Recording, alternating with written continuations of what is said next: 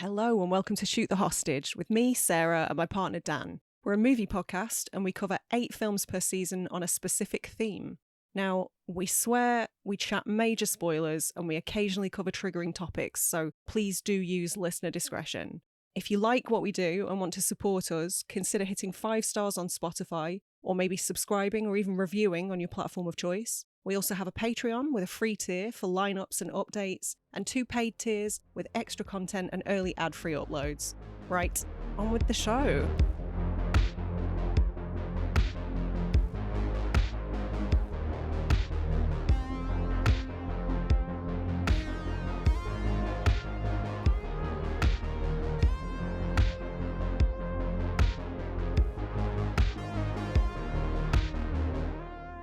Hey Sarah, we're back. We are indeed. It's a brand new season. It is my choice this time. Yes. And are you glad after we finished video game movies, we've moved on? I am glad that we finished, yeah. I didn't want to Yeah. continue down that road because, as we No. established, there are no good video game movies. Correct. I wonder if there are any good true crime movies. I can answer that now. Mm. Yes. Ah, excellent. And I wonder if this movie that we're covering is going to be one of those. It is. Oh, spoilers. Well, that's a wrap on the show, I think. So Yeah. Thank you very much for listening. Good. That's what I think most podcasts get wrapped up in too much detail, I think. They should just go, movie good, laters. Yeah, I think that's, I think you're onto a winner. I don't think it'd be very profitable. Yeah, but profit's overrated. It's about content, isn't it? The quality of the content. Does it get to the point? Yes, it does. And we could have pumped out 1,000 episodes by now. We're doing it all wrong. I know, but you live and learn, don't you? You live and learn. You do. I think it's quite appropriate that True Crime is season 13. Isn't 13 meant to be an unlucky number? Well, unlucky for some, I believe is the phrase. Oh, right. Are we some? It depends. Are you some? No. I must be some. You're some. Right, okay. In this scenario. Okay.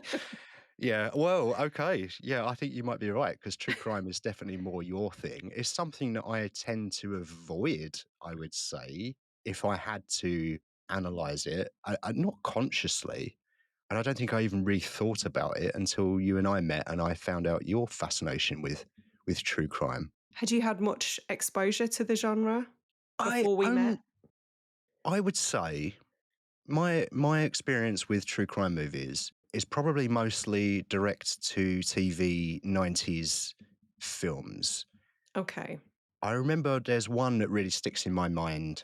I think it was an American remake of I can't remember where the original was made, but it had Kiefer Sutherland in it and someone may or may not have been buried. Oh. Or maybe it was called The Vanishing or something. Oh, yeah. Does it have Kiefer Sutherland in it? Maybe. Cool. It is a remake, though. Oh God, I want to say like Danish or Norwegian. Yeah. Originally, but Yeah. good movie. Yeah, I sort of remember that, and I remember my parents being quite fond of it or it having an impact on them anyway. And I think I watched it and was just a bit like, so this is the world we live in, and this is the sort of, is it true crime or is it? It might not be true crime actually. I might be talking completely out my arse. Is Maybe it made it's up? just crime. Yeah, maybe it's just crime. Yeah, just fictional crime. So what I'm talking about here is just crime. Mm-hmm. And then what I'm going to do is transition into the true part at some point during this conversation. Okay. Maybe. I don't know. All right. But I think what I'm trying to sort of reconcile in my brain is that anything that's based on some kind of grounded reality where horrific crimes could happen, Mm-hmm. or if they have happened and it's true crime, that's even worse. It just sort of leaves me a bit like, why am I watching this? Why am I doing this to myself? Because I would say for me, and I've only realized this in the last few years, that with movies, with anything art related, really, I'm more looking for escapism. Mm-hmm. I do enjoy all sorts of things, but I would say 75% of the time, if I'm going to watch a movie, I just want to have some popcorn and watch Scott Adkins kick someone in the head. And when it comes to things that are quite bleak, which is all of true crime movies, I would say. I Um, disagree. it's most of true crime movies, I would say. I'm sort of like, well, why am I putting myself through this? Okay, my first question to you is Yes. why true crime? Why we've established that you're a fan of it, but to what extent and why did you choose it for this season? Multiple reasons. Research is one. I foolishly now believe that I could both evade and commit the perfect crime. You shouldn't be admitting that. What if I go missing? This could be evidence. It could be. It could be. I'm not gonna, but yeah, I don't know. I think it's funny to me that it's so gendered because it does tend to be that women are the core audience for true crime content. And I think there are probably multiple reasons for that, but the main one that I see brought up a lot is just establishing things that can happen in the world and how to keep yourself as safe as possible. You can never keep yourself 100% safe. That's ludicrous. But I think, recognizing patterns and red flags and what to keep an eye out for. So that's a big part of it. And I think also just the psychology of it is fascinating. Mm, I'm not somebody who has any experience with crime of any kind, allegedly. allegedly. And so, I don't know, trying to put myself in the mindset of somebody who would commit a heinous crime is Mm, fascinating to me, endlessly fascinating. There's some really interesting books out there, like Talks with Serial Killers, and the guy behind Mindhunter, who was pivotal in the study of serial killers and how to spot them. mm. It's just endlessly fascinating to me. Yeah, it definitely is an interesting area from a psychological perspective. Why do people do these things? And there's kind of the disconnect that you get with my limited experience of true crime and analysing real serial killers and things like that. But it seems that, and definitely the case here with, what's his name? Cunting? John Cunting, is it? That's how he's going to be known from henceforth. No, John Bunting. Bunting, right. So there's definitely a disconnect, some kind of thing that they don't have, Hmm. like zero empathy. They don't really. Well, I don't know. I don't want to say zero empathy because there's cases like Bundy where he had a daughter. To what extent was he a caring dad to her? I think in the media that I've seen, it seems that he seemed like he cared about his daughter, but then would go off and murder other people's daughters. Mm. So it's a weird thing that these people don't have, and I think it's only a good thing that we would study it. Mm. So it is fascinating, and it's interesting to your point about it being a gender thing. That's the stereotype that I've heard, Yeah. where it seems to be more women that are um, interested in true crime. And Obviously, that's certainly our relationship backs up that statistic. yeah, yeah, of course. But obviously, our relationship is not indicative of all relationships. Oh, I hell would say no. it's not indicative of many relationships, actually, Yeah. to be honest. We're way too laid back. But I'd never considered that before, actually, to what you were saying about why that is. I'd never thought about Mm. why that was the case. And your theory about it being because and before we go any further, let's say perhaps a trigger warning for this episode and for the Hmm. whole season. Like we're going to cover some pretty brutal topics, so Yeah, some lighter stuff as well, but yeah, I think a trigger warning is probably sensible. yeah. But for this one particularly, let's say that. So to your point about women having to be more vigilant and look for more red flags, it's very interesting. So it could be more of a research in a way to spot the sort of behaviours that might be a danger to you. Hmm. Yeah. So that's fascinating. I had never thought of that before. Yeah, and I just find any sort of psychology to be really interesting as well. So even, I mean, true crime documentaries are a big part of what I consume, but it's not limited to like brutal murders. it could be anything. I'm just fascinated by the human condition, which Mm, informs a lot of the films that I like as well. Because it's funny that you say 75% of your movie watching is for pure escapism. We could not be more different in that regard. oh, I know. So I just love consuming anything that's just about the human condition as a whole. Mm, And I don't know, maybe that's a part of being autistic and studying people. And I've always been an avid people watcher. So right. maybe that's all it boils down to. I'm just nosy. You're That's nosy. all it is, yeah.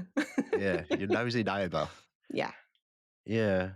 I yeah, it's weird. Like when I'm consuming any sort of art, really, it's almost like I need it to be indirect, Hmm. like a Just representation. an entertaining film with like a message that's not overt.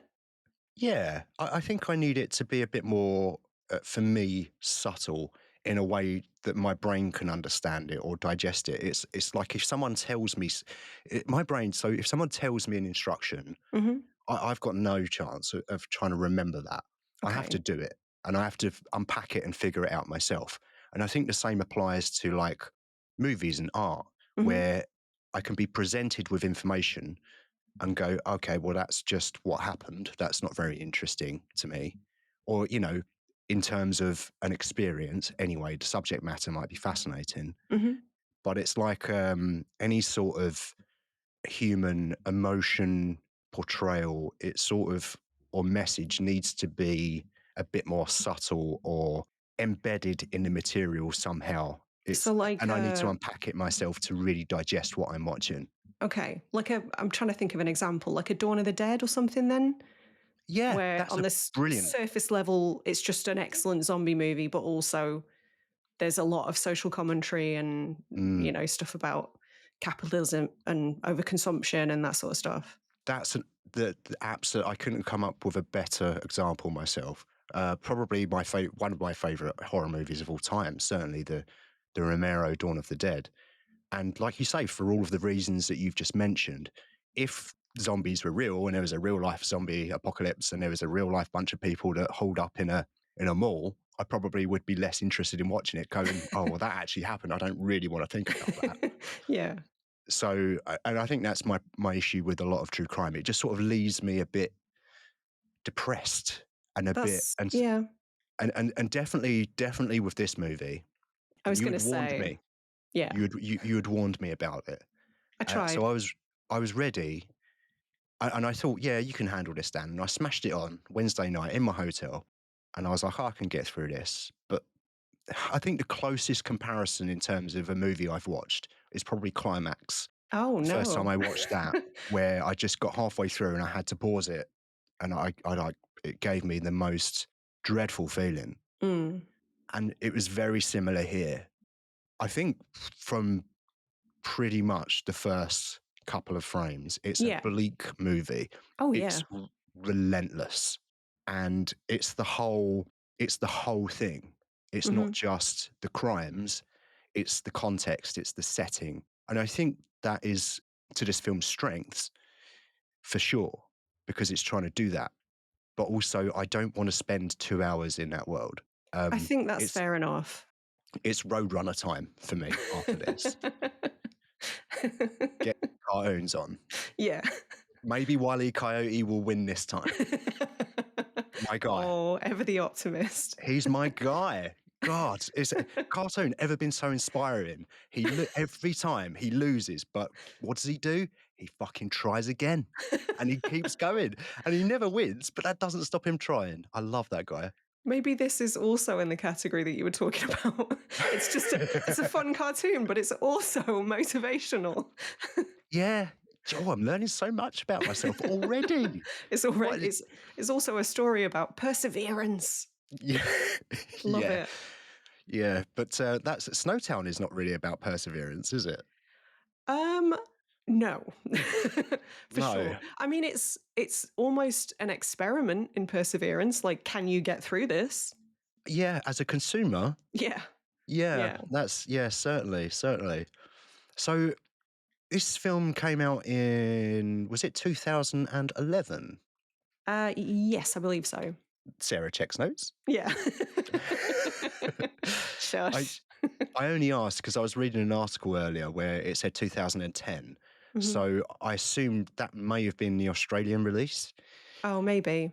Or maybe when it Um, was put on the festival circuit. yeah, potentially, because this was directed by Justin Kurzel. Mhm.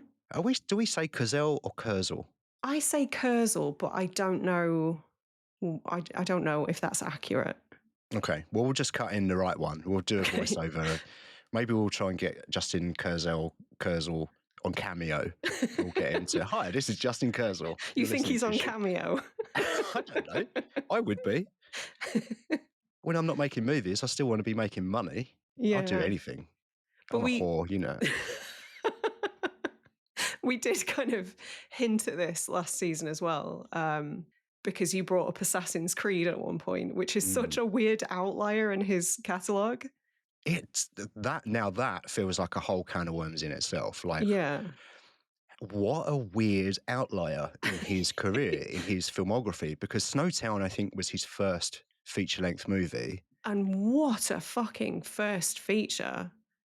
Whether Hmm. you like it or not, it's so well made. Okay. Oh, Okay. you disagree? Oh, this could be I, interesting. maybe we'll get into we will get into our opinions and try and unpack Okay. that a bit more a bit later on. But in terms of his filmography, he starts with a brutal Australian true crime Hmm. movie, and he's done more since. And we've watched The True History of the Kelly Gang, which is another, I guess, true might be a bit liberal with the use of the word because it's very much a legend, isn't it? All of the stories surrounding that guy. Well, yeah, but I think there's enough evidence that you can kind of piece things together, like the weird armor that he made, that was real. Yeah. I still consider that true crime. Yeah. Okay. He's the Uh, Australian true crime guy. he is, and it's fascinating. Mm, And what's the other one we watched? Knit Ram, which is yeah. obviously based on is it the Port Arthur massacre? It was, yeah, the one that led to the gun reform in Australia. Yeah, yeah, That worked. Pay yeah. attention, USA. Who would have thought that removing guns would stop gun crime? I know. I saw a And it only took quote. one massacre for them to take it seriously. Yeah, I know, right? I know, not several a day. Um, but maybe let's not get too Yeah. far into that. Um, but going back to Justin Kurzel, his filmography is built mostly of true crime movies and Assassin's Creed, Yeah. and it's a weird outlier. Now, it does have a connection to last season being a video game movie, so I think choosing this one first was a really nice transition piece. Yeah. It's Um, perfect segue, right? yeah, perfect segue. He also did Macbeth, which I think is based on Oh, the that's Fassbender a one. yeah, it's a remake, I Yeah. think, isn't it? Uh, it's a reboot. They try and reboot it every couple of years. You do such a good impression of an idiot. Thank you. But I know you're not, so I see through it. Oh, come on. Yes, I am. We all know I am a No, bit. you're not. No, you're not. Yeah. That was a good adaptation. I enjoyed that one. I haven't seen it. We went to see is it Cohen? It's a Joel or Ethan. I Yeah, can't the remember which one tragedy it is of Macbeth. with Denzel Washington in it. And Hmm. I thought that was great. Yeah. But I haven't seen the Fassbender one. And what was I watching recently? Oh, I watched Black Rabbit on Netflix. Hmm. And Justin Kurzel, see, I'm saying it different every time I say his name, I think. He directed the last two episodes of that Oh, did series, he? which was, yeah, really a nice coincidence when I got to the end of that show. Fortuitous. Fortuitous, yeah. Yeah, but so this was his first one, Hmm. and a strong one, you claim. I think so, yeah. Very. Mm, okay.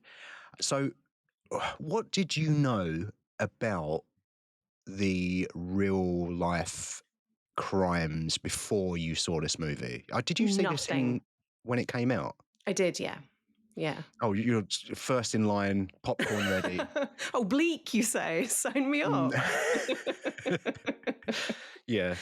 So you saw it when it came out. So you learnt about this story from from the movie. And I'm Yeah. assuming the second that the film finished, the credits rolled and you're on the internet. Maybe. Yeah, I know I you too well. I've also read the Bodies in the Barrels murders. What's the other name that this story is kind of known by? The bodies in a barrels. Yeah, Hmm. I'd never heard of it before until you suggested it. I'd never heard of this story, never heard of the crimes, never heard of the film. Which is wild because it's like Australia's most notorious serial killer. Yeah, I guess for me, well, it's a very low budget indie type movie, and it came out in 2011, a time when I wasn't really focused on movies so much as well, certainly not as I was when I was a child or now. There Hmm. was like a bit in between where I was just working and going out and drinking and stuff. Being cool. Well, cool. I don't waking up in a pool of your own vomit. Cool. I It's don't know about that. cool. Yeah. No, I was just going through a period where just being a child, wasn't I? Just being Yeah. a kid. But that ended up being a good thing because there's a bunch of movies now that I'm going back to and catching up with Like exception this to one. Snowtown. But having watched the movie, I've consumed a little bit more of the actual true case because I wanted to understand what the differences were, what they portrayed in the movie, Hmm. what they left out. And I think they left quite a lot out, which is They, good, I think, yeah. after all what I've learned about the case. Okay, that'll be interesting then. I think the film was relatively accurate for the most part, but like you say, they did leave some stuff out. But I Mm. think if they hadn't, it would have been 3, 4 hours. And nobody wants to Yeah, watch a 4 hour version of Snowtown, not even me. I agree. I agree. I'm sort of on two minds in this because I watched a film. I had a bit of a confusing experience while I was watching it. And it Were wasn't you turned until. on? Oh, no. How many people have switched off already? I'm sorry. That's all right. I didn't want to admit that on air, but okay. In the interest of being completely open and honest, and yeah, I had a I had a boner the size of a runway. God, it was so sexy, wasn't it? Oh God, no, it was awful. Like I couldn't think of anything less sexy than watching You'll this never get film. an erection again. No, I don't think I will. No. Um, so it's set in the 90s, isn't it? So the crimes took place between 1992 and 1999 Hmm. in Adelaide, Yeah. which is known as Australia's murder capital, apparently. Yeah, I believe so. Yeah, it's their Santa Clara. Is that what it is in Lost Boys? Santa Carla. Santa Carla. I was close. You had me thinking then. I was like, what is it? Oh no. Yeah. What you've just said sounded wrong, but my brain's betraying me. um, and as you say, it's the story is also known as the bodies in a barrels, which were found. The bodies were found in an abandoned bank vault in Snowtown. Hmm. Only one of the victims were actually killed in Snowtown, which is Okay. interesting. There were 12 counts of murder, and there were various motives cited, such as homophobia, fatphobia, transphobia, hatred of drug addicts, hatred of paedophiles, Hmm. which is the only one that I can get on board with, really. Yeah. And At also least, fraud. yeah, yeah, absolutely. Which is something that, do you know what? All of these motives are cited, and I- they justify these horrific crimes in the movie, and I guess in real life, Hmm. by saying that cleansing the world of paedophiles or gay people or trans people. Hmm. That's what he thinks. Well, that's what he's saying that he's doing, but Yeah. really, he was just a sadistic fuck that wanted to murder people and enjoyed it. Absolutely. Absolutely. He was the only one who truly sort of was excited by the prospect of murder. The other people that he seemed to rope in, well, with the exception of is it Robert Wagner? There was another one who was a Yeah. real nasty piece of work, but a lot of the other people that he roped in were seemingly on board for the reasons that he gave, like paedophile's bad. Who's going to disagree with that? Yeah. And that's why I think, like, as unpleasant as that first sort of half hour is, and it is unpleasant, I think it's absolutely necessary for sort of contextualizing why these people would have been sucked in. I think one of the things that I like about this film is that it does tell it from the perspective of one of the people that were convicted of a murder, Mhm. James Vlassakis. Who And was released in August. he was, I don't think he's been released yet, has he? I think Oh, he was wasn't granted he? parole. What I heard was that he was granted parole, but there's still like a period of time that has to go by where various, I think 3 different bodies can appeal the decision. Okay, So I don't, maybe he is out by now at least, but last I saw was August. He was granted parole, which is right. fascinating. Mm. But it was a really interesting choice to tell it from his perspective, I think. And it does set this apart from a lot of other kind of true crime murder films that I've seen because it explores the crimes, doesn't go into extreme graphic detail, I don't Mhm. think. It shows some of the violence, but as I said earlier, it kind of hints at it, and it's Well, the tip of the iceberg, really. yeah, it sort of utilizes the Texas Chainsaw Massacre technique of implication. Like the violence is. I mean, you get to see some of it, which is Yeah. horrendous, but a lot of it, I think, is more power of suggestion, Yeah. like showing you just enough to make you feel like you've seen something Mm. really nasty. Yes. I feel like the film did a really good job of giving me the feeling of what this story is all about Hmm. without necessarily showing me every single thing. And I think in this case, it was a good choice to tell this story from the perspective of Vlassakis because he was convicted of murder, of Hmm. 4 counts of murder, but you tell it from his story, and it's like, what chance did he have? Hmm. Not to say that you should go out and murder people, obviously not, Hmm. but it's very interesting that there was a history of sexual abuse in that family. Um, it's almost like those kids, they had no hope, and then this Hmm. guy, Bunting, enters their lives. Oh, stability. Someone that cares about me. Obviously, I don't think he really did. He was just manipulating.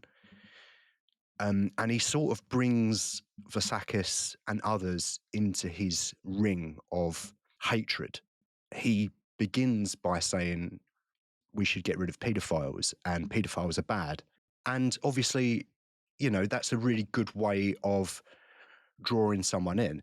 When I was watching this, and I was the scenes around the dinner table where there's like a community of people that have come together because they're fed up of the police not doing their jobs properly, crimes being committed, and people seemingly getting away with it. Hmm. Bunting offers a solution to that, and people are drawn in to his way of thinking. And I got cult leader vibes from him. I very much got the idea that he was using his intellect Hmm. to manipulate others, beginning with an argument that is not correct. We should murder people, obviously, Hmm. but that you could understand how people would be drawn to that. But then when he starts to go into the other routes of just general hatred of people in general, Hmm. that are just And trying to live their lives. like he was horrendously homophobic as well. Yeah, Like these were hate crimes. they were absolutely hate crime. Well, at least he wasn't racist. Say what you like about him. I mean, he did kill some paedophiles. Yeah, And but I'm not going to shed a tear about that, but he also was deeply homophobic, yeah, which didn't necessarily rear its head until a bit later on. it's like I mean, I guess like many serial killers, from what I've learned, as a child, he was fascinated with weaponry and just killing animals and things like that, and Mm. that inevitably progressed. And I think there was definitely a period of time when he worked in an abattoir and rejoiced in the killing of animals. So what's the next step? Mm. Okay, well, if I'm going to murder someone, why not start with people that everybody agrees should not exist? But it wasn't about that for him. It was Mhm. about the killing and the sadistic joy that he gained from it. Oh yeah, he So was a master manipulator to get those people on board with it. But also, yeah, like, imagine being so bored that you start a "We Hate Pedos" club. Can you imagine, like, getting a bunch of people round and just being like, it should be a given, right? It's not just like, yeah, these nonces are a scourge on our society. Yes, we agree. yeah, Conversation over, meeting yeah, adjourned. yeah. Tell me something I don't know. Yeah, precisely. Yeah, I know. It's very interesting the way that this story was constructed and the psychology of that guy as well. And as I was saying, like with telling it from the point of view of the kid Vlasakis, who was Hmm. a kid when these things started. So there is that too. Yeah. He was manipulated and had no sort of father figure around, and he he followed. But I think to tell it from that perspective was kind of genius because it shows you how this can happen. Hmm. It doesn't just go, look at this horrible crime. This is bad, shouldn't happen, because we're not really learning anything about that. Hmm. But if you give it context and you show how someone could be drawn into this, then perhaps we can learn as a society to, I don't know, at some point, it's my optimistic hat on, just learn to be better and look after our children better and help them grow and provide better role models. And people Mm. won't look to someone like this to help guide them and show them the way. Yeah. But also, I think films like this are important for that very reason because, I mean, it's sort of happening now in the UK and in the US, like this division between the haves and the have nots. And people who have very little and are miserable in their lives, it's not easy to sort of discern, to like fight your way through all of the information you're being given when the Mm, media and politicians are saying it's the immigrants, it's the people coming over on boats, that's why your life's shit. yeah, And it just pits people who have nothing against each other. And yeah, it's disgusting, but you can see how it happens. yeah. It's there's a logic there. It's funny that you mentioned that because when they were sitting around at the table and he's spouting off all of this garbage about we need to clean up the society or whatever, I actually thought about Farage and I thought about Mhm. him spouting hatred and nonsense. And I mean, to me, it's so transparent because this has happened for decades. It's happened for as long as politicians have been around. I think where Mhm.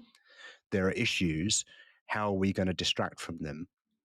How are we going to get in for 4 years or 5 years? Let's blame this problem that isn't really a problem, that doesn't exist.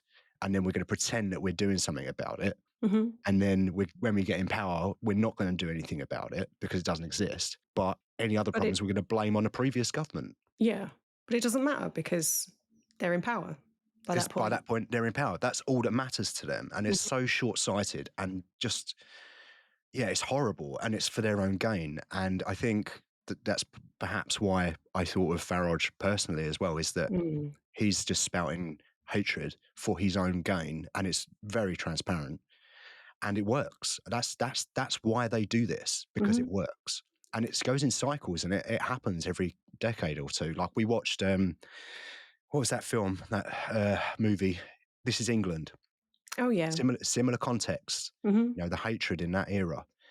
And unfortunately, it feels like we're sort of returning a little bit and regressing to that kind of like, oh, isn't this a happy, happy, joy, joy episode? Lovely.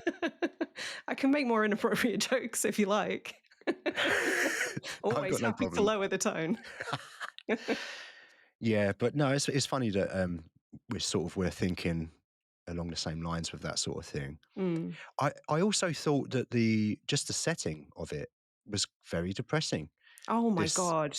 He, this place in Adelaide, like grey. yeah. I think one of the first notes I made was if I had to live in that town, I might start murdering people too. Looks miserable. And Yeah.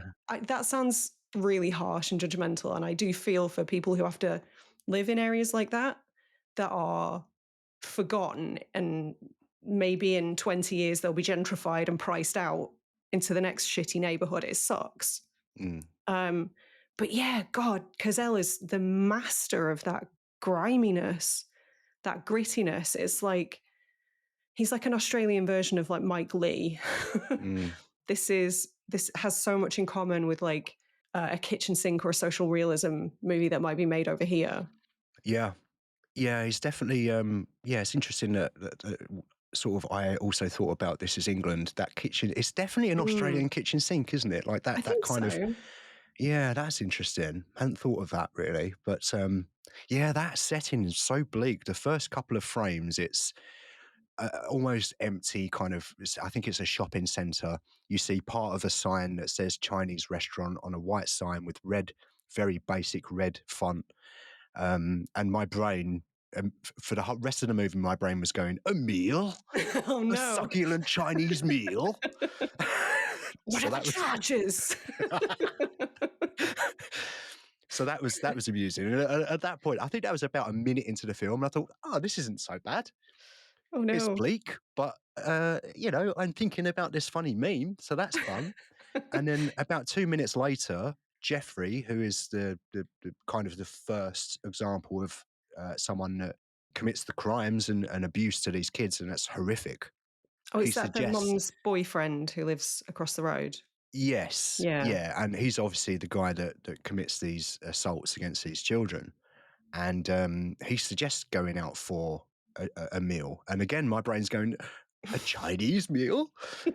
So I had this weird relationship where, oh, this is horrible, but a meal. Um, yeah. And it was interesting because the way that character presented in the film was very soft Mm, initially. Like, oh, I'll look after the kids anytime you like. How are you kids? How's school going? And then when it cuts to, I won't go into detail about what happens next, but yeah. it was such a contrast not in terms of visually, but just in terms of his character. Hmm. It was such a shock to me, And and I it did. and it is as well. It's almost like a quick cut.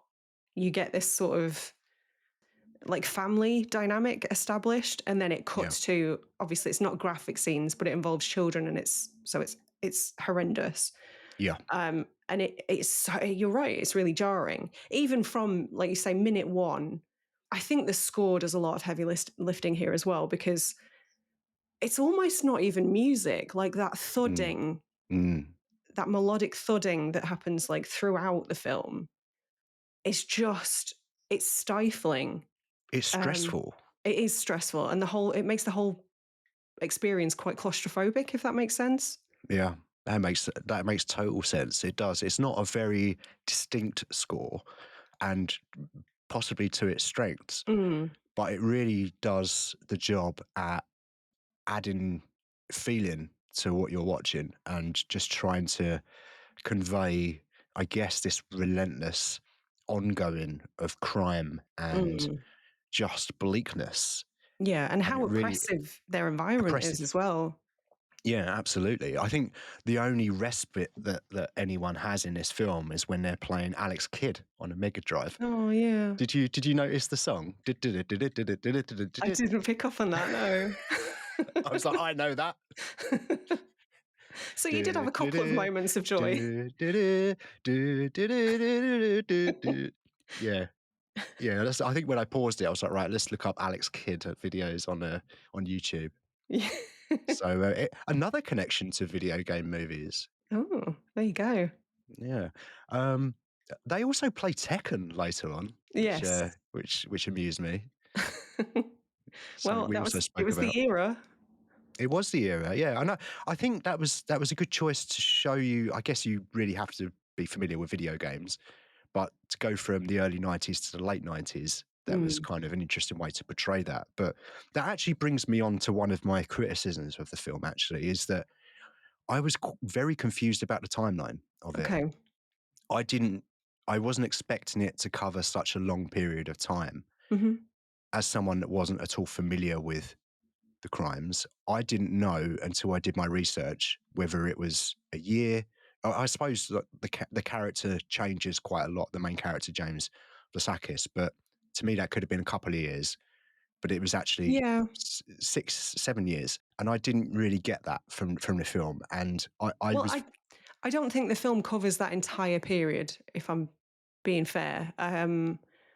It's not sort of from the inception of the murders to the end of the spree, because there are quite a lot of murders that we don't see, and quite a lot of the victims that we just don't get introduced to that happen off screen.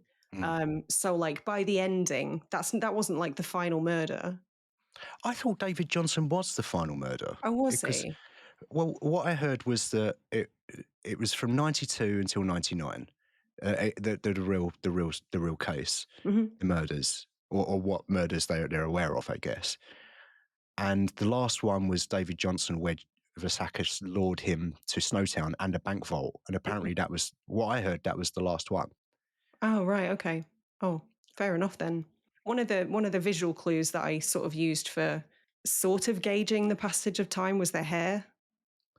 Yeah. There's a scene in the film where they shave their heads. Can I And just then, take a minute to say no positive movement has ever started with people shaving their heads, with the possible no. exception of Tibetan monks. Yeah. I just feel Like, like if your movement insists on head shaving, walk away. yeah. It's And if red they flag make number one. yeah, if they make you wear red laces in your shoes, run away. Yeah. Like these are terrible signs. Absolutely. But for me, that added to the confusion because there was the scene when they shaved their heads, Hmm. and then the next scene they had long hair again. So my thought was, oh, have they gone back to before they shaved their heads? Right. So Okay. it's possible that, and I don't do this very often, but it's possible that I was overthinking it. Um, but I was very confused at the timelines. I was also very confused at the children, how many children there were, because I thought I, I really wanted to do a second watch of this, Wow. but yesterday I decided I'm not going to do that. You can't put Um, yourself through it. just to see if now I've learned more about the case, if I was less confused, and obviously Mhm. having seen it, knowing where it was going, there was a certain amount I didn't have to think about anymore. But I was confused about just how many kids there were because I thought that there were Mhm. 3 at the start, but there were 2. I don't, and I was still not clear, to be honest with you. Yeah, I think there were. I can't remember her name. I'm so sorry. I think the mom had 2 kids, 2 sons, but there were half siblings. Yeah. So you had James, you had Troy, and I Hmm. thought that there was a younger kid as well. But then you Yeah. also had the stepbrother, David Hmm. Johnson. It's possible that there were just too many people there, and I was sort of confused a little bit. Which I think that this film could have benefited as a narrative from being longer, but I did not want to sit in it for longer. No. So I understand why it was cut down, but just in terms of perhaps the how the narrative was presented, I thought it was very confusing. But you didn't have that problem, so it sounds like a me problem. No, I think it's fair to bring up though. Mm, I just made assumptions. no, But like I okay. say, I didn't necessarily realize that it covered such a large time span. Mm, I just knew it was sort of multiple years. yeah, But also, like, I don't know, this guy, this John Bunting guy, born in Manchester, by the way. We do not really. claim him. We don't claim him. Don't Oh want dear. him. But well done, dickhead. You've radicalized a teenager, a group Mm, of people notoriously easy to radicalize because their yeah, brains aren't fully formed. What a yeah, guy. But yeah. I Good don't know. job. Yeah, but I think that speaks to his. I know we've talked about this before, and I don't use the term lightly, but how evil he was. And I know there's the argument to be made that man can't necessarily be evil. People aren't all evil. But I think this guy comes pretty fucking close. Do you not? Of course, I 100% agree. I don't necessarily subscribe to the fact that I just don't think evil exists. Really, I think Well, there's shades of grey, but I think if you're going to make an argument that it does, this is one of the best cases for that, for sure. Like the fact that the pure joy that he seems to garner from making people suffer so brutally, hmm, and the things that he did in real life, I was reading a Wikipedia page, I listened to a 3 hour podcast wow. about the real case. And I just was like, oh, I'm so glad that they didn't put a lot of this Hmm. I say, because it wasn't just the murders, it was the torture as well. Yeah, it was the torture and the stuff that he did, like Hmm. injecting bleach into genital areas and just Like, beating people to death. And it was hard. It's hard to listen to that stuff.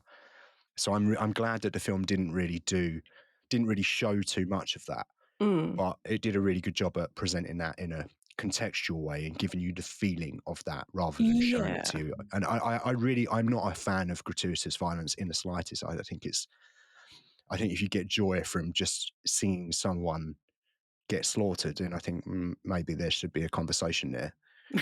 Um, but the physical presentation of it, I don't think you should get joy from. The artistic, if there's subtext and there's the effects and stuff, then that's different. But to someone that's just going, oh, I love watching this film because we get to see murders in it and it's brutal, and I Mm. love seeing people's hands get cut off. I I think that think, person should talk to a therapist. yeah, I think it's sort of the difference between people who watch like a Final Destination movie for the creative kills Yeah, and somebody who watches like owns Faces of Death and looks up beheading videos.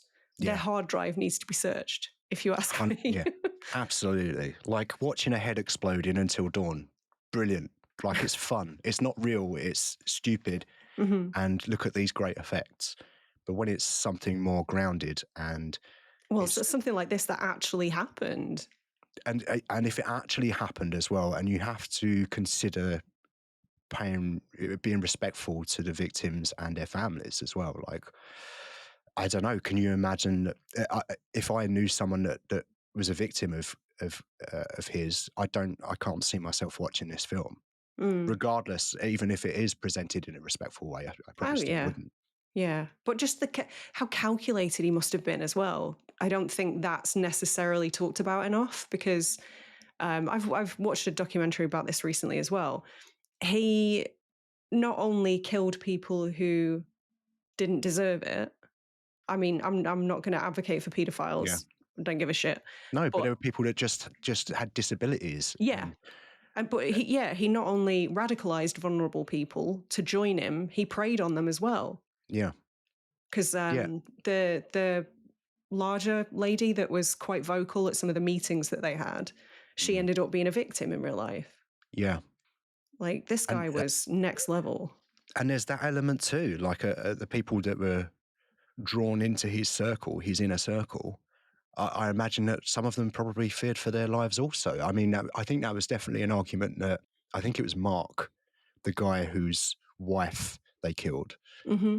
Um, he claimed that he was also afraid for his life, and not that that excuses it at all, but it's complicated. Yes, yeah, I agree. Um, just quickly, we've not touched on this yet. This is a film comprised of, well, a lot of them were non-professional actors or Mm. just not actors at all. There are certainly no names in it. The closest we have is Daniel Henshall, who's obviously been in stuff like he's in These Final Hours, which I loved, The Babadook. What else? He was in I'm not. something I watched recently. Oh, the Royal Hotel, you said. Oh yeah, of course. Yeah, Yeah. he's kind of typecast as not a great guy. Oh, it's interesting. I wasn't familiar with this guy at all. Hmm. We had watched the Royal Hotel a couple of years together, and I didn't remember him in it because I didn't know him. Hmm. But I wondered, and I was going to bring this up and ask you, because I know there's some unsavory characters in that. To say, is that also true crime? The Royal Hotel. Yeah. Um, Is it true almost crime? I don't know if I would call it crime, but a lot of it's based on reality. Yeah, Yeah. Yeah. Was there obviously that documentary which I have seen and is very good. Hotel Coolgardie. Yes, that's right. Is he typecast? Yeah. Well, I mean, he's a bad guy in that as well. I'm He's a piece guessing of then. shit in Royal Hotel. Yeah. Yeah. Is he the guy that's trying to get into the room and stuff? Um, no, I don't think that was him. He's the guy that like killed the snake and put it in Right. that jar, Okay. and he was getting pretty violent towards the end. Yeah. He's a Yeah. nasty piece of work. But I think he's fantastic here. I think He he's is such a good actor. he absolutely blew me away with his portrayal, and I was wondering why we haven't seen him in more. I looked up his Mm, credits, and I didn't really recognise many of the movies that he's been in, to be honest. But it struck me that why isn't this guy playing Manson or mm, I don't know, just people that he did a brilliant job at first because I didn't know anything about the story. I didn't know who this guy was when he turned up. To me, when I was watching it, oh, he seems nice. mhm, Finally, someone that is looking after this family, someone for the kids to look up to. He's cooking them dinner. He's trying to be. He seems to be sticking up for them. It mhm. turns out that all of that stuff was just to manipulate people and bring them Yeah. into his way of thinking and his crimes. But I But do like, even I think it's really well done that even during like the happy times, there's that scene of him dancing with the mom. yeah, And even that's kind of soundtracked with that really discordant, unsettling score. mm, So even when they're like having a good time and smiling, like you're never allowed to forget that bad shit's going on, that what you're watching is really heavy. yeah, But I just think he's fantastic, particularly in some of the early stuff with Jamie, because you can just sort of see when he's planting those seeds, you can mm, sort of see this glint in his eye that's like, oh, I've got a disciple here. yeah. And it's so subtle, but it's so well done. Like, it's giving me chills just thinking about that performance now. It's the manipulation, and like you say, it's the glint in his eye. It's that little smile. It's the way that he seems to be caring, but obviously has his own motive. And he slowly, after he's introduced to the family and he kind of lured into a false sense of security, he begins to turn up the heat. He begins to kill animals and give the kids orders to help him with cutting off the heads of kangaroos and things like that. And you Does can see that Australia hate kangaroos? Uh, I you have to ask an Australian. Because I can't count on both hands the number of Australian films I've watched where kangaroos are brutally murdered. You can't count how many there are. It's yeah, You, I'm saying it's more than 10. okay. Well, the only kangaroo movie I can think of is Kangaroo Jack, and I think the worst that happens to a kangaroo is it might get a tranquilizer dart. Well, if you like kangaroos, just don't watch Wake in Fright I won't. or this. Or this, yeah. Very difficult to watch that scene, Mm, and a really good way of showing what this guy is capable of, and using his well, he was obviously a very clever man. Like, don't get me wrong, there's no distinction between being clever and being nice. Like, you can be an absolute genius but be an evil piece of shit. mhm.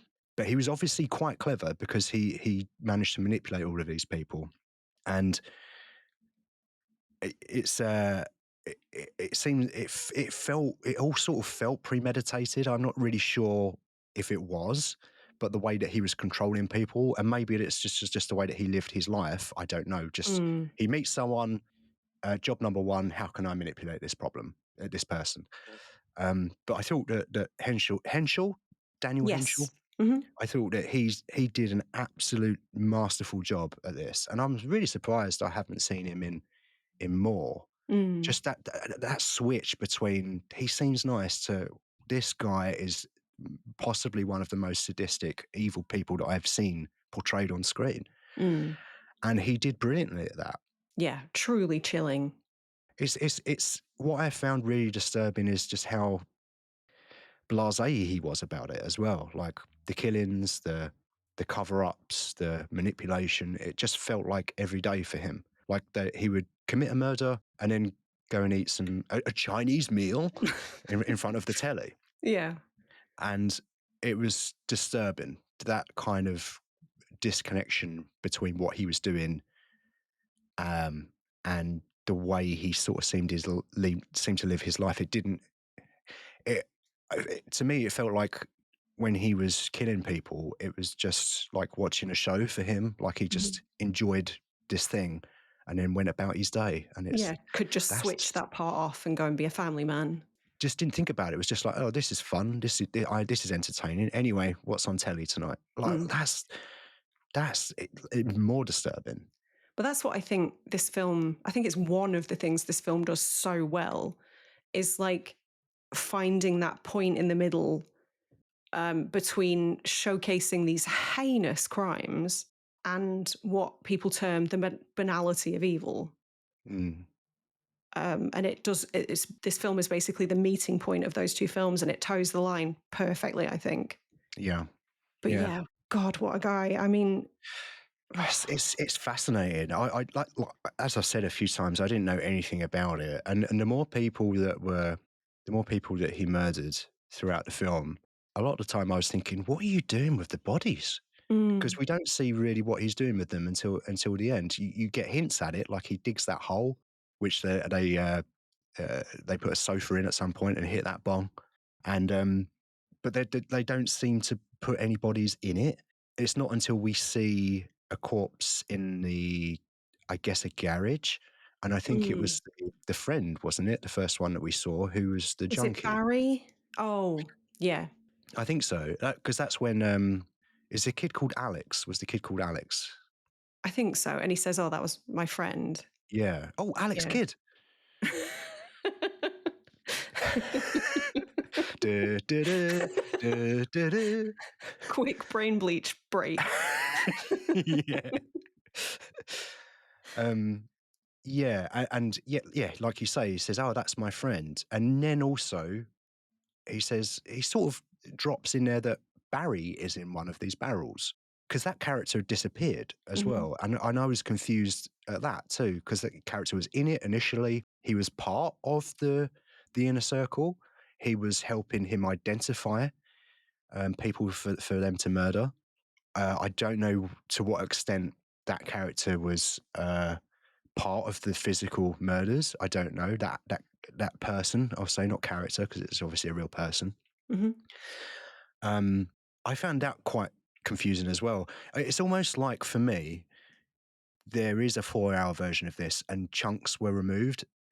And Maybe. I sort of view it a bit differently, though. I think it's just a director that can show some restraint and respects his audience.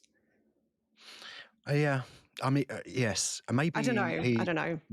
maybe he overestimated me personally because I didn't seem Because to he have the was brain thinking power to about put the pieces you. together. Yeah, Yeah, he was of thinking course. about you specifically when he made this film. Yeah, I wonder if when Dan and Sarah are doing this podcast in 15 years, what Dan will think and if he'll be confused. Yeah, I mean it's not difficult to confuse me, but I did find that, and that was probably my biggest complaint about this film. Anyway, but yeah, I think at that point that's when the confusion started because I was like, oh, Hmm. that I haven't seen that character for a while, so that character that person is gone now, Yeah, they and didn't do a. I'll agree with you in that they didn't do a great job of making how explicit that John Bunting was in the way he sort of conflated homosexuality with paedophilia. mm, Like to him, they were one and the same.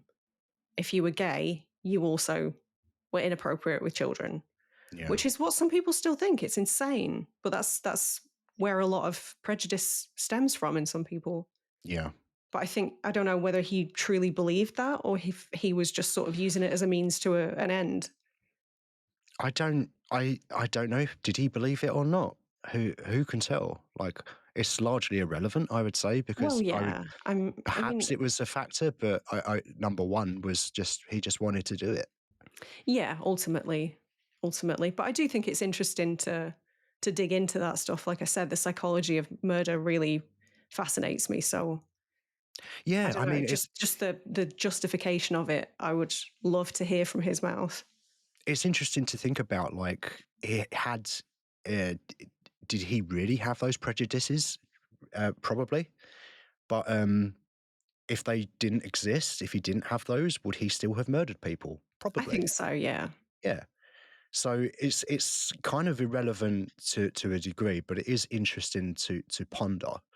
And obviously, all of that stuff is toxic to society anyway. Whether you choose to go on a murder spree or not, like just that way of thinking is any hatred based on just someone trying to exist and live their lives is toxic and wrong. Hmm. just let people get on with it. Like, what does it have to do with you anyway? Well, And quite. being uneducated about it as well. I think education is a huge thing, and something that is missing, I guess, from a lot of people's lives, and how a lot of people get drawn into something like this because they can't see the facts. They only listen to what's presented to them. And going back to the immigrant thing, Hmm. you know, I think that's definitely let's why John Bunting chose this particular group of people, though, and he wormed his way into their lives yeah. because he saw that they were maybe, um, I don't know, maybe intellectually inferior to him, and he just saw that they were people he could manipulate easily. 100%. I don't think he would have surrounded himself with people that could challenge him. I think the one Yeah. person that I think there are two people that challenge him outright in the movie, and that's Alex's dad and his stepbrother. And Mm. it's that scene that was really uncomfortable, I thought, when they're sitting around the table and the dad's there and the stepbrother's there, and the stepbrother has just got on a job and he's got on some trainers, and Bunting's like, well, what do you call them? They must have been expensive shoes. And then David Johnson replies with, what do you call those? And it looks at Bunting's sandals and he says, Mhm. cheap. And you can tell that he did not like that.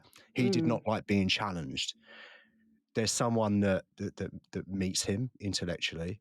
And not only that, he macked him off. And he was not a fan of that.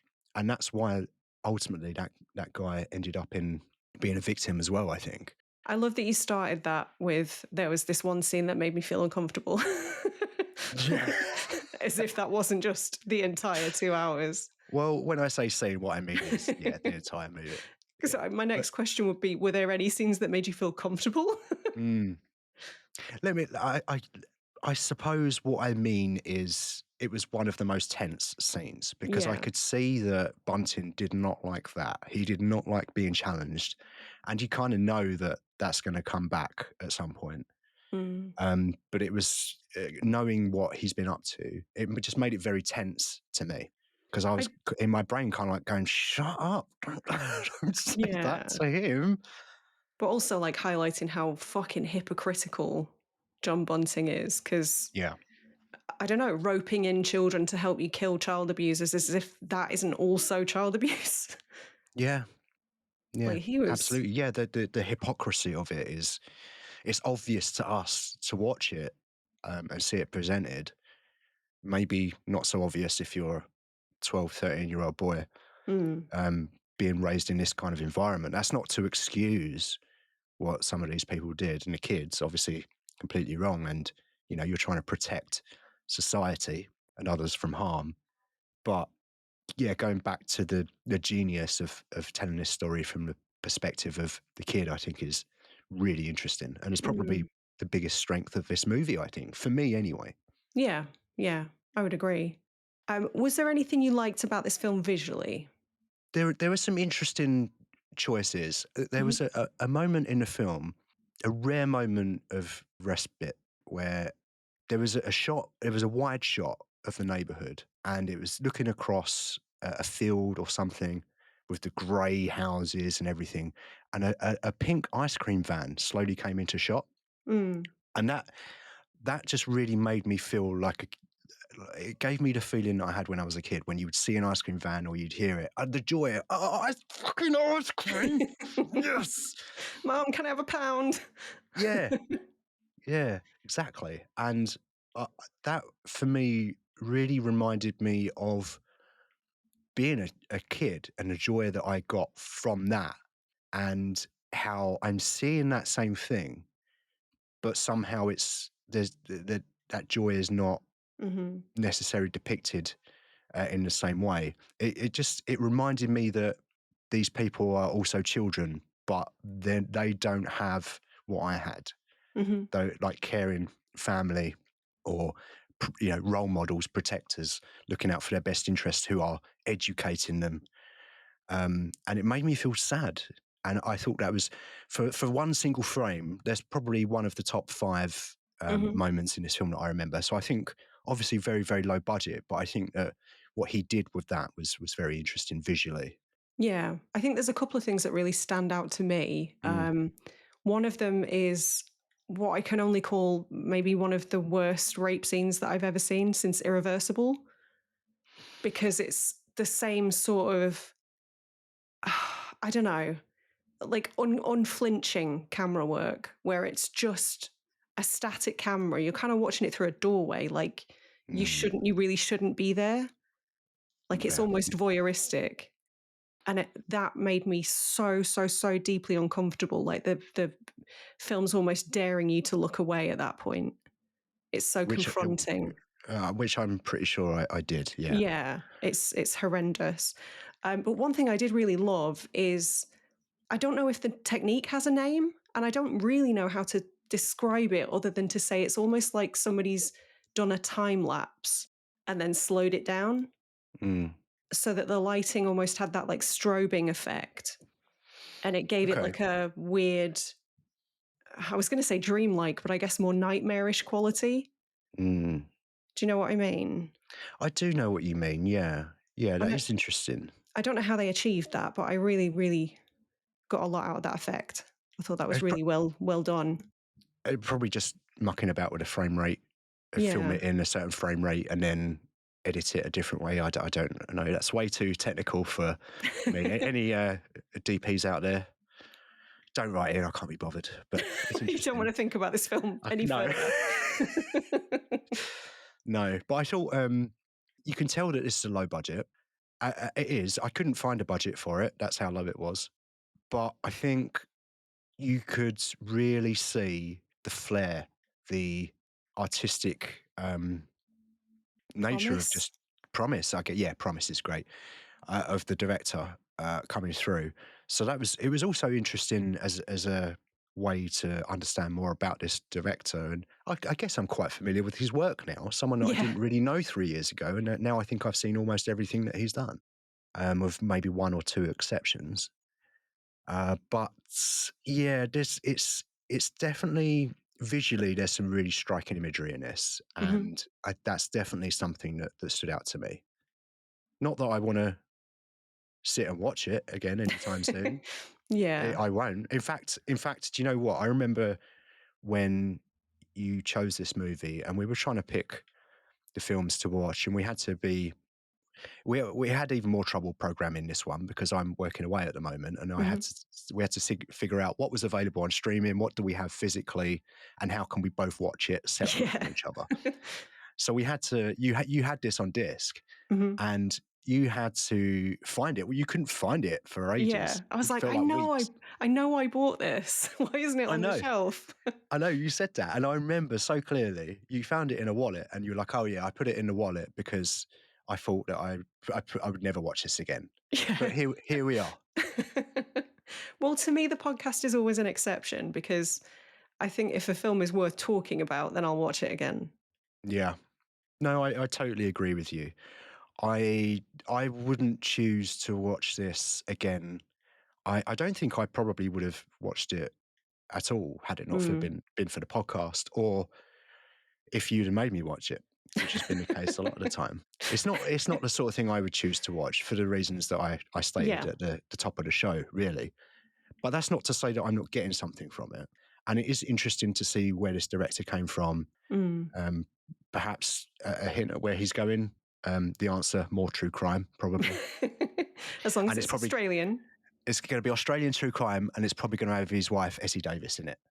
Oh, is he married to Essie Davis? Yeah, yeah, they're married. Oh, oh, I like Yeah, Essie Davis. She's good. yes, me too, me too. But yeah, I mean, I am glad that you picked it for the fact. I think we just had an interesting discussion about it. Yeah. Do you? It was in the number one spot, Mhm. or the first one that we've spoken about for the season. Why did you put it for the first episode? I think to get it over and done with in a way, because Correct. I think this is probably, no, definitely the heaviest movie that we'll be covering. Oh, thank the Lord. Okay. There's another couple that, are troubling Mm, okay. and difficult to watch, but not in the same realm as this. Mm, And it's funny because it was, when I was choosing, it was between this and another Australian film called Hounds of Love.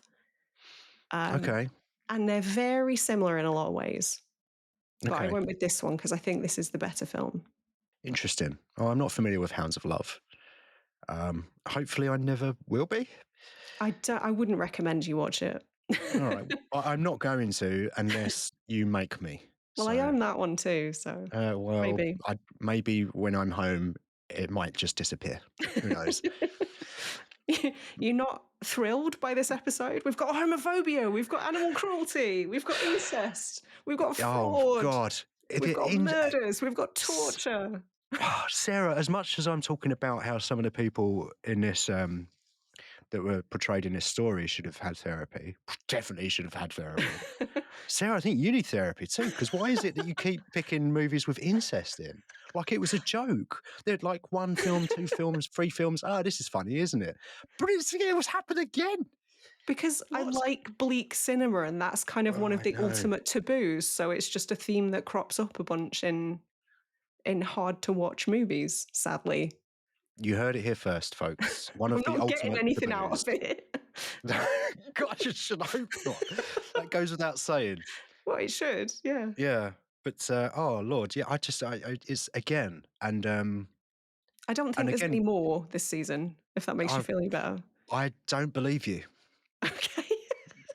I mean, I would have to double check.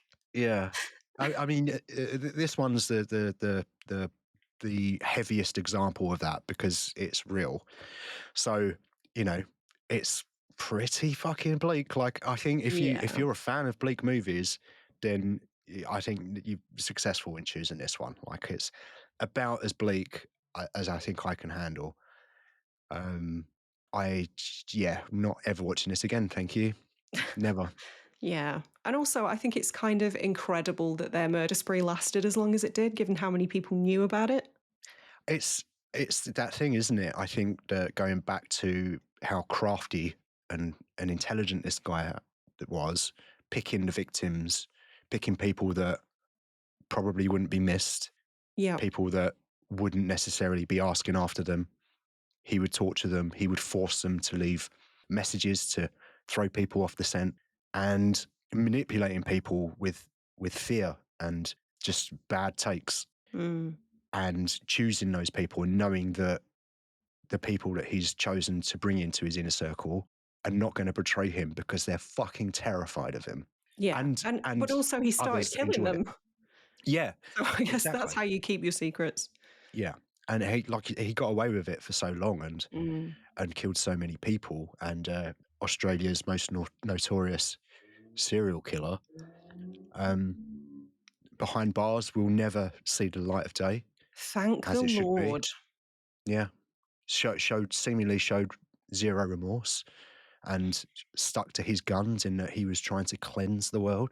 Oh, Jesus. And just like, what can you do? Like, I'm all for prison as a rehabilitation, but I think the number one priority is to protect society, protect innocent people.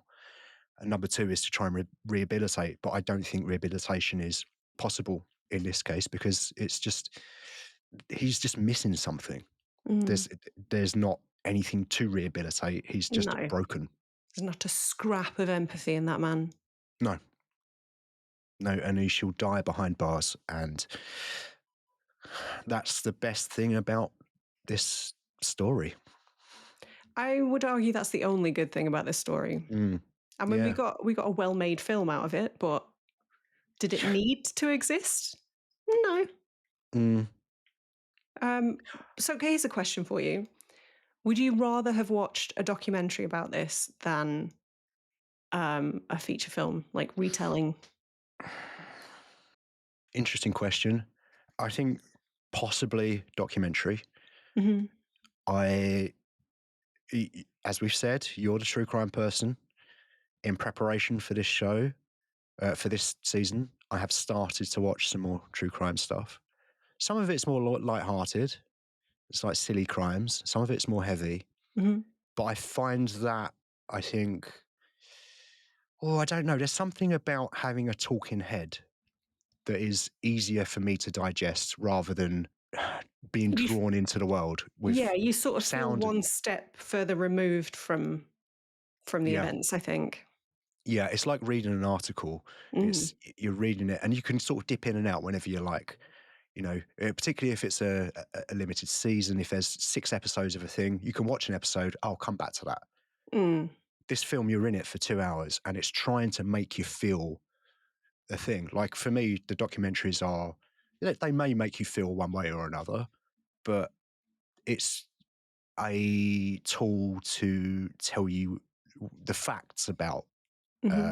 something rather than necessarily putting you in that world Yeah, or in the or telling a story through the eyes of in this case someone that was both a victim and a perpetrator. yeah. So documentary for me. What about you? It's funny because I'm the opposite.